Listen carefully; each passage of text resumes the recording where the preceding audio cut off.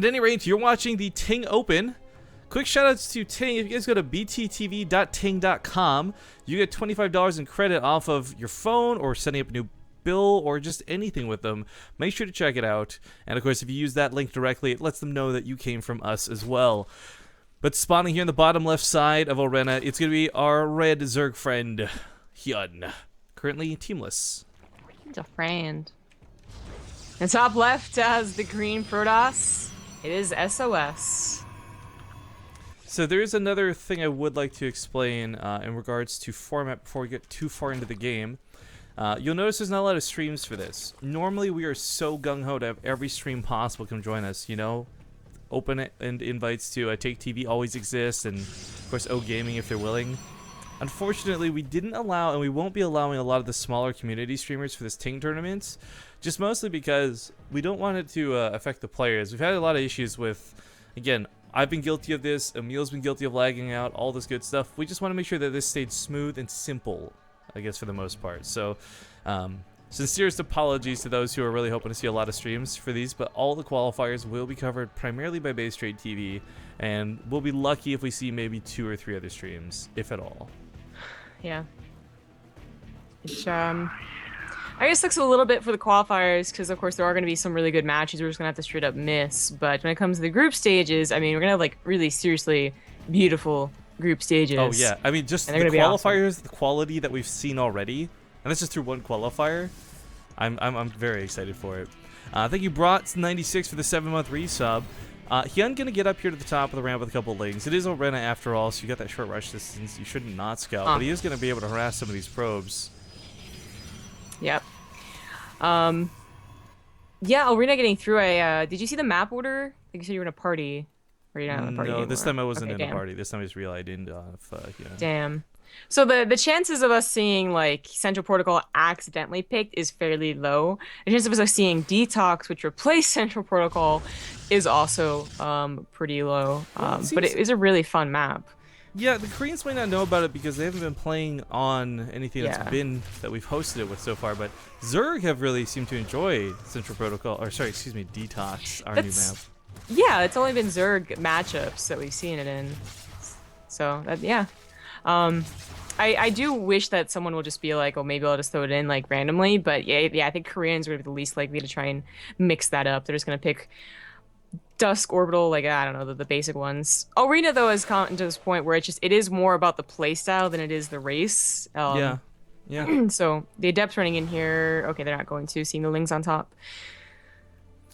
Of course, for SOS, we expect nothing but the best control when it comes to moments like this. Fighting inside this little choke, for example, will minimize the surface area of the Lings, but the fact that he gets caught will probably let the transfer go off and maybe try and pick off a couple of drones, but HyuN already sent 4 Lings back just as the transfer is about to trigger. The timing on that was so sick. Minimizes his losses here, and while SOS does get a small probe lead and even a third off of this, HyuN's got a fair amount of Lings to dance with. SOS is going to have to be very careful on this counterattack. Yeah, and HyuN's making 10 more Lings. As he sees the third, I think he really wants to tear it down, but gateways are forming. Oh, he's bringing queens. Ooh, he really wants to get this third base. Oh, with so many extra queens, he's gonna go for overload drops? He's gonna walk across the map with queens? I guess it's possible. It's a pretty short rush distance. Yeah. Either way, just tearing down the pylons is a nice start. This will minimize the defense later. The overcharge not available just yet, but good. Lings are here, and the queens will be able to poke away at the mothership core. I mean, 1-on-1, Mothership Cores and Queens almost kill each other at the exact same time. You got 2v1, now it's easily going to go in the favor of Zerg.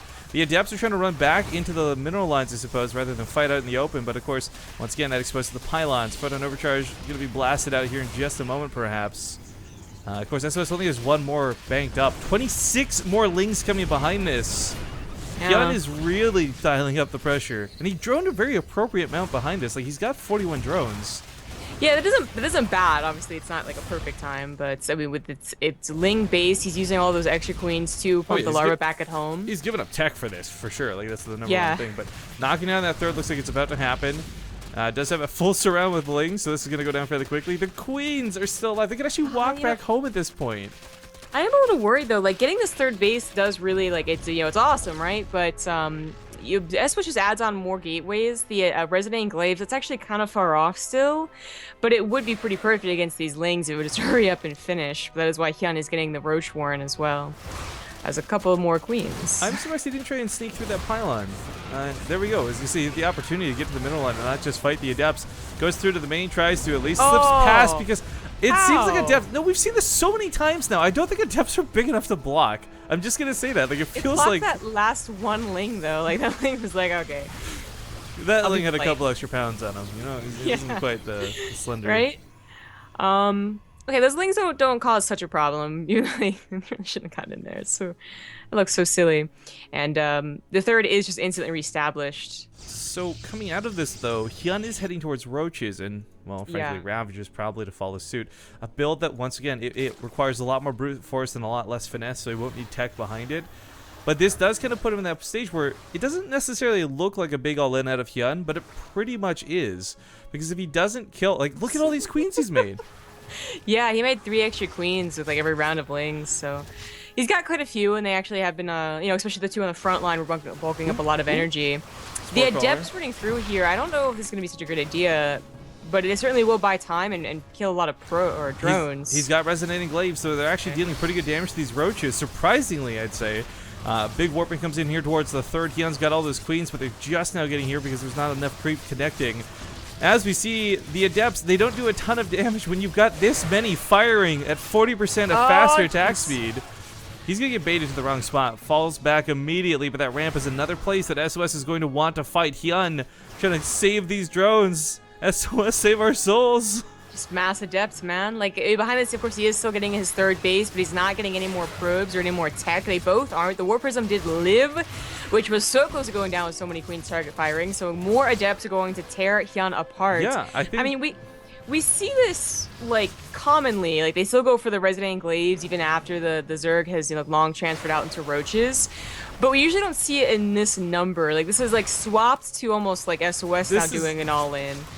This is like I'm watching Night and play the beta is what this is. Yeah, kind of, you know, like they'll have like, you know, maybe 12 Adepts and they'll run them ragged, especially in the War Prism. We've seen the War Prism bring back games that are very similar to this, but just full force Adepts. Very important to note that both players are starting to survive though. I mean, HyuN loses some drones and that really sucks. The 3 bases he has live. sOs, point out, reestablished his third after he lost that. And now that HyuN has a formidable amount of Roaches, sOs does have to be a little bit careful about fighting with the actual Adepts. Going for the Dark Shrine is perhaps the smartest thing he could do in this situation because he noticed through these attacks, HyuN has no lair. There's no detection, and there's probably not going to be anytime soon.